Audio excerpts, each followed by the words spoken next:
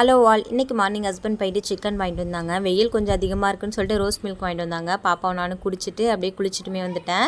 பாப்பாவையும் அப்படியே தூங்க வச்சுட்டேன்.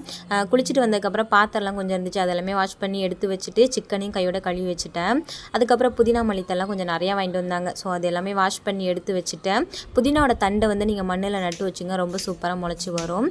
ட்ரை பண்ணி பாருங்கள். கடையில் வந்து நம்ம காசு கொடுத்து வாங்க வேண்டியதில் நான் நிறைய வந்து நட்டு வச்சுருக்கேன் அந்த மாதிரி. அதுக்கப்புறம் சண்டையில் சட்டை கிளி தானே செய்யும் அப்படிங்கிற மாதிரி இன்றைக்கி வந்து கையை கட் பண்ணிக்கிட்டேங்க. எப்போ கிச்சனுக்கு வந்தாலும் ஏதாச்சும் ஒரு வீரத்தழும்பு வந்துருச்சு. ஒன்று கையில் சுட்டுக்கிறேன், இல்லைனா வந்து கத்தி வச்சு கட் பண்ணிக்கிறேன். ஸோ உங்களுக்கு இந்த மாதிரி எக்ஸ்பீரியன்ஸ் இருந்தால் மறந்துடாமல் கமெண்ட்டில் ஷேர் பண்ணுங்கள்.